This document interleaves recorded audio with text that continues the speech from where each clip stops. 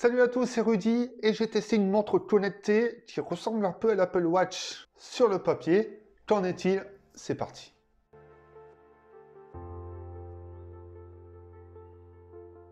Z-Blade m'a contacté en me demandant si je voulais tester cette montre. J'ai dit oui. C'est vrai que sur les images proposées sur les sites, cette montre ressemble à une Apple Watch. J'ai trouvé le packaging plutôt sympa. Le bracelet de bonne qualité, le cadran de la montre aussi. Mais lorsqu'on allume celle-ci, on se rend vite compte que l'écran n'est pas d'ultra bonne qualité, il est très plastifié et en plus de ça, en termes de luminosité et de colorimétrie, ce n'est pas le top. Mais vous allez vite comprendre pourquoi quand je parlerai du prix après.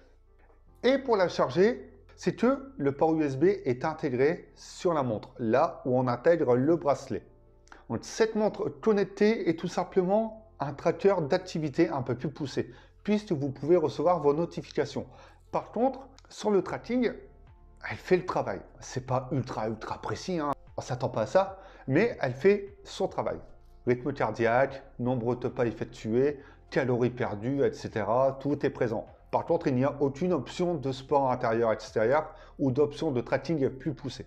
Et pour naviguer, je n'ai vu aucun bouton. Je me suis demandé comment l'allumer, comment l'éteindre. Il y a un espace tactile qui vous permet de naviguer entre les différents menus, mais surtout à rentrer dans ces menus. C'est-à-dire un appui, on passe au menu suivant, un appui long, on rentre dans le menu et on valide l'action.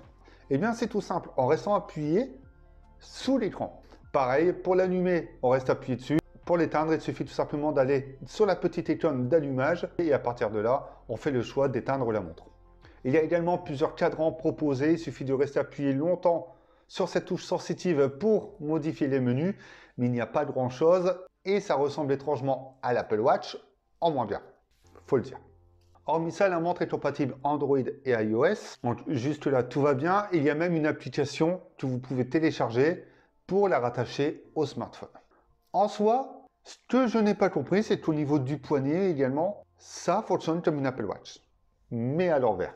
C'est-à-dire que la petite partie métallique est à l'intérieur et non à l'extérieur. Il n'y a qu'un seul bracelet et il est un peu grand. À savoir que si vous avez des poils au bras, je peux vous garantir que vous allez vous cramer. Ça va vous pincer lorsque vous allez fermer ce bracelet. L'autonomie, elle est plutôt bonne. Ça va faire plus de 15 jours que je l'ai, je suis toujours à 100%.